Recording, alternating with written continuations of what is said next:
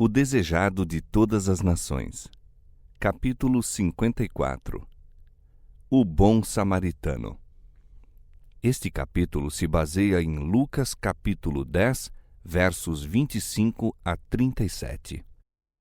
Na história do bom samaritano, ilustra Cristo a natureza da verdadeira religião. Mostra que consiste não em sistemas, credos ou ritos, mas no cumprimento de atos de amor, no proporcionar aos outros o maior bem na genuína vontade. Enquanto Cristo ensinava ao povo, eis que se levantou um certo doutor da lei tentando e dizendo: Mestre, que farei para herdar a vida eterna? Respiração suspensa, esperou o vasto auditório a resposta. Os sacerdotes e rabis haviam pensado em enredar Jesus com essa pergunta do doutor da lei. O Salvador, porém, não entrou em discussão.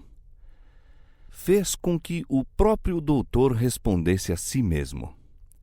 Que está escrito na lei? Disse ele. Como lês?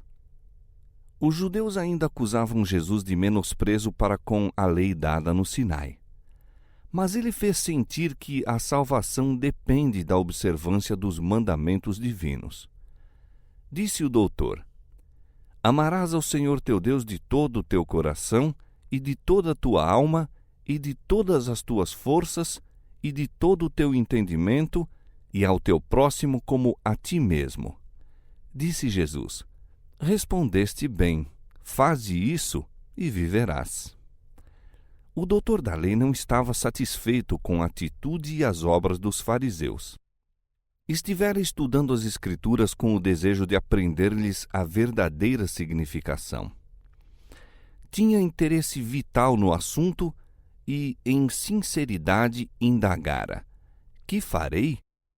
Em sua resposta quanto às reivindicações da lei, passara por sobre toda a massa de preconceitos cerimoniais e rituais. Não lhes atribuiu valor, mas apresentou os dois grandes princípios de que dependem toda a lei e os profetas. O merecer essa resposta o louvor de Cristo colocou o Salvador em terreno vantajoso para com os rabis.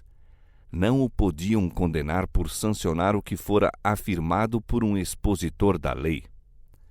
Faze isso e viverás, disse Jesus. Apresentou a lei como uma unidade divina e ensinou nessa lição não ser possível guardar um preceito e transgredir outro, pois o mesmo princípio os liga a todos. O destino do homem será determinado por sua obediência a toda a lei. Amor supremo para com Deus e imparcial amor para com os homens, eis os princípios a serem desenvolvidos na vida. O doutor achou-se um transgressor da lei. Sentiu-se convicto em face das penetrantes palavras de Cristo. A justiça da lei, que pretendia compreender, não a praticara. Não manifestara amor para com seus semelhantes. Era necessário haver arrependimento, em lugar disso, porém, procurou justificar-se. Em vez de reconhecer a verdade, procurou demonstrar quão difícil de ser cumprido é o mandamento. Esperava assim pôr-se em guarda contra a convicção e justificar-se perante o povo. As palavras do Salvador haviam mostrado a inutilidade de sua pergunta, visto ser ele capaz de a ela responder por si mesmo. Todavia formulou ainda outra: Quem é o meu próximo?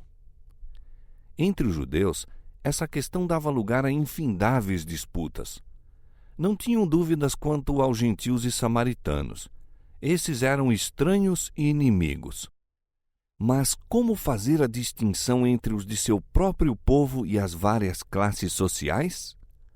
A quem deveriam os sacerdotes, os rabis, os anciãos, considerar como seu próximo? Passavam a vida numa série de cerimônias para se purificarem a si mesmos. O contato com a multidão ignorante e descuidada, ensinavam eles, ocasionava contaminação. E o remover esta exigiria esforço enfadonho. deveriam considerar os imundos seu próximo? Uma vez mais se eximiu Jesus à discussão.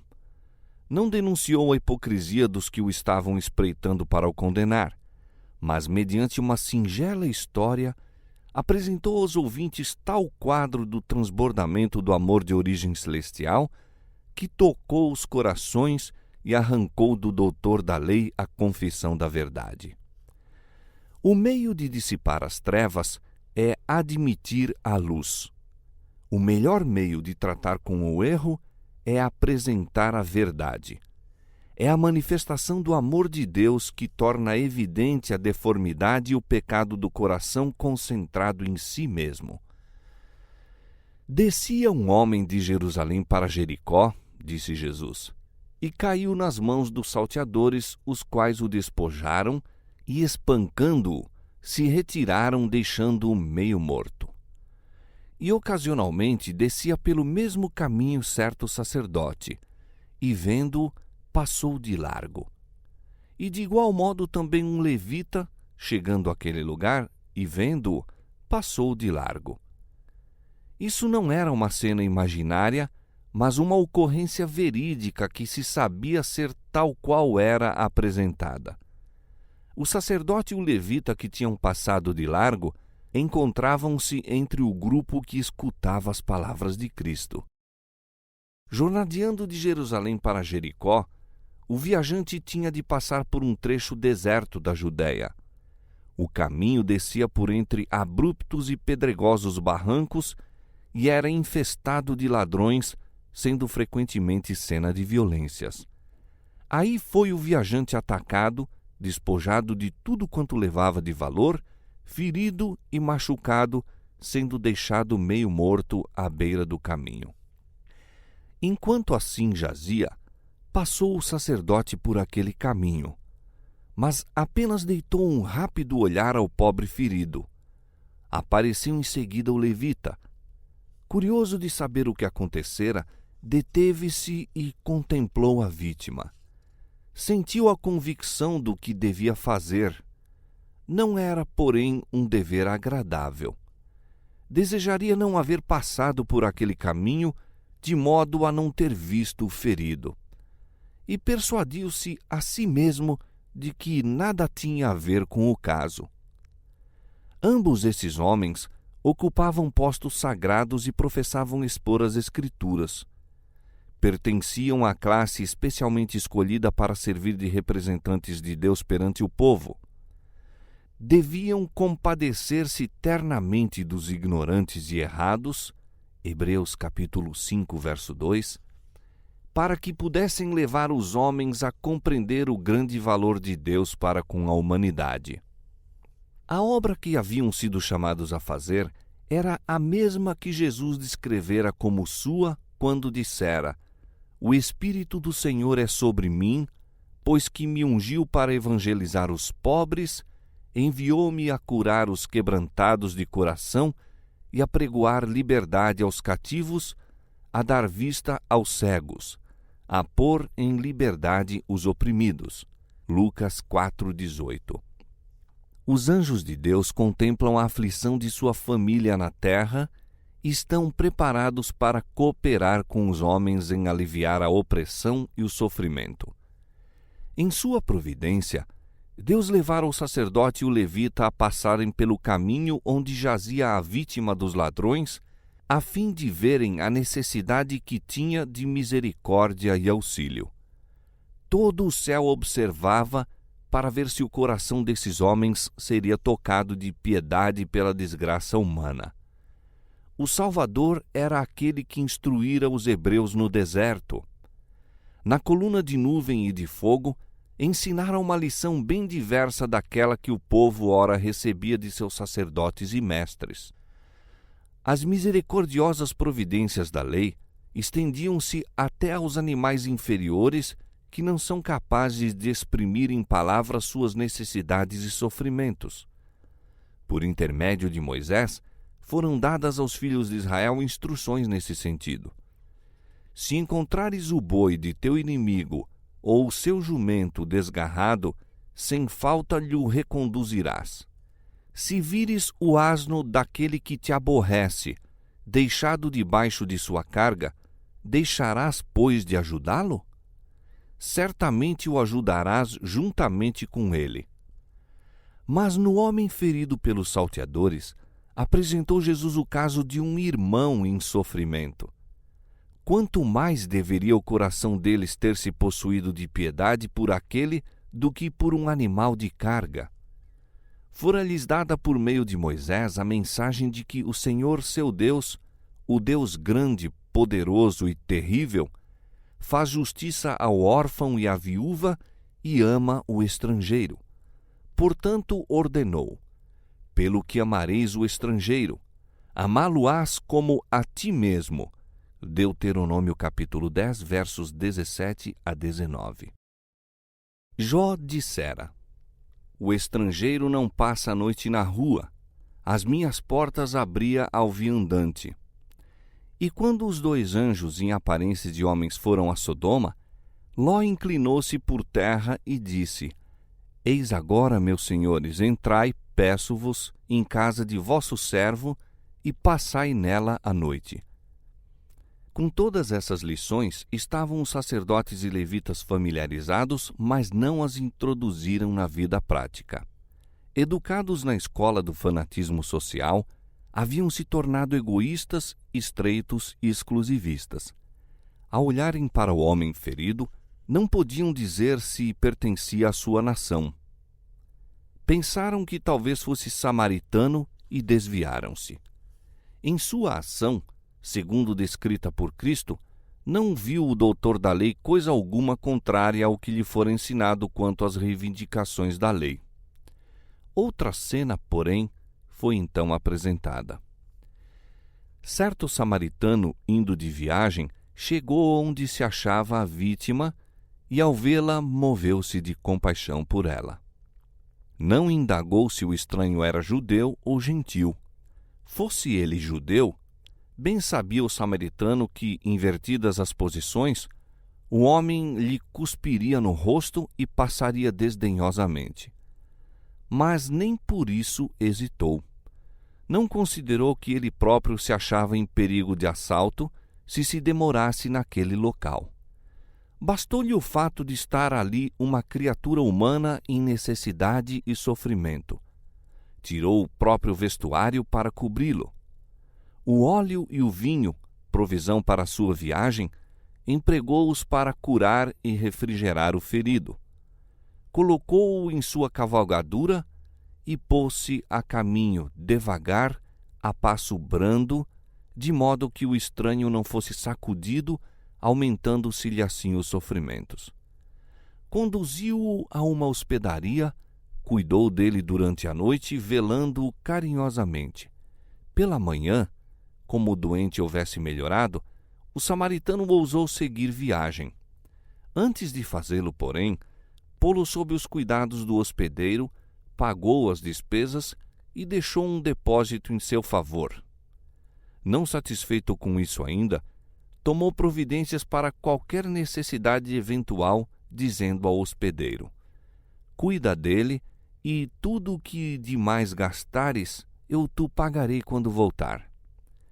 Concluída a história, Jesus fixou o doutor da lei com um olhar que lhe parecia ler a alma e disse: qual, pois, destes 3 te parece que foi o próximo daquele que caiu nas mãos dos salteadores? O doutor nem ainda, então, quis tomar nos lábios o nome samaritano e respondeu: o que usou de misericórdia para com ele? Jesus disse: vai e faze da mesma maneira. Assim a pergunta: quem é o meu próximo? Ficou para sempre respondida. Cristo mostrou que nosso próximo não quer dizer simplesmente alguém de nossa igreja ou da mesma fé. Não tem que ver com distinção de raça, cor ou classe. Nosso próximo é todo aquele que necessita de nosso auxílio. Nosso próximo é toda a alma que se acha ferida e quebrantada pelo adversário.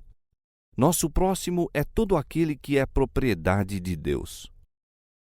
Na história do bom samaritano, Jesus ofereceu uma descrição de si mesmo e de sua missão.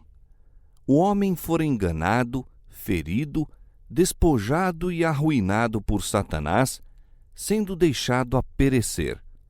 O Salvador, porém, teve compaixão de nosso estado de desamparo. Deixou sua glória para vir em nosso socorro. Achou-nos quase a morrer e tomou-nos ao seu cuidado. Curou-nos as feridas, cobriu-nos com sua veste de justiça, proveu-nos um seguro abrigo e tomou à sua própria custa plenas providências em nosso favor. Morreu para nos resgatar. Mostrando seu próprio exemplo, diz a seus seguidores: Isto vos mando, que vos ameis uns aos outros. Como eu vos amei a vós, que também vós uns aos outros vos ameis. A pergunta do doutor da lei a Jesus fora: Que farei? E Jesus, reconhecendo o amor para com Deus e os homens como a súmula da justiça, respondera: Faze isso e viverás.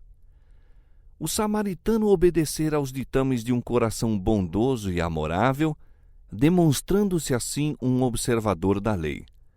Cristo recomendou ao doutor: Vai e faze da mesma maneira. Fazer, e não meramente dizer, eis o que se espera dos filhos de Deus. Aquele que diz que está nele, também deve andar como ele andou. Essa lição não é menos necessária hoje no mundo do que ao ser proferida pelos lábios de Jesus. Egoísmo e fria formalidade têm quase extinguido o fogo do amor, dissipando as graças que seriam, por assim dizer, a fragrância do caráter. Muitos dos que professam seu nome deixaram de considerar o fato de que os cristãos têm de representar a Cristo. A menos que haja sacrifício prático em bem de outros, no círculo da família, na vizinhança, na igreja e onde quer que estejamos, não seremos cristãos, seja qual for a nossa profissão. Cristo ligou seus interesses aos da humanidade e pede-nos que nos identifiquemos com Ele em prol da salvação dela. De graça recebestes, diz Ele, de graça dai. O pecado é o maior de todos os males e cumpre-nos apiedar-nos do pecador e ajudá-lo. Muitos há que erram e sentem sua vergonha e loucura. Estão sedentos de palavras de animação. Pensam em suas faltas e erros a ponto de serem quase arrastados ao desespero. Não devemos negligenciar essas almas. Se somos cristãos, não passaremos de largo, mantendo-nos o mais distante possível daqueles mesmos que mais necessidade têm de nosso auxílio. Ao vermos criaturas humanas em aflição, seja devido a infortúnio, seja por causa de pecado, não digamos nunca: não tenho nada com isso. Vós, que sois espirituais, encaminhai o tal com espírito de mansidão. Fazei pela fé e pela oração recuar o poder do inimigo. Proferi palavras de fé e de ânimo, que serão como bálsamo eficaz para os quebrantados e feridos. Muitos têm desfalecido e perdido o ânimo na luta da vida, quando uma bondosa palavra de estímulo os haveria revigorado. Nunca devemos passar por uma alma sofredora sem buscar comunicar-lhe do conforto com que nós mesmos somos por Deus confortados. Tudo isso não é senão um cumprimento do princípio da lei, o princípio ilustrado na história do bom samaritano e manifesto na vida de Jesus. Seu caráter revela a verdadeira significação da lei e mostra o que quer dizer amar a nosso semelhante como a nós mesmos. E quando os filhos de Deus manifestam misericórdia, bondade e amor para com todos os homens, também eles estão dando testemunho do caráter dos estatutos do céu. Estão testificando que a lei do Senhor é perfeita e refrigera a alma. Salmo 19, verso 7. E quem quer que deixar de manifestar esse amor, está transgredindo a lei que professa reverenciar, pois o espírito que manifestamos para com nossos irmãos declara qual nosso espírito para com Deus. O amor de Deus no coração é a única fonte de amor para com o nosso semelhante. Se alguém diz, eu amo a Deus, e aborrece a seu irmão, é mentiroso. Pois quem não ama a seu irmão, ao qual viu, como pode amar a Deus a quem não viu? Amados, se nos amamos uns aos outros, Deus está em nós, e em nós é perfeita a sua caridade. 1 João capítulo 4, versos 20 e 12.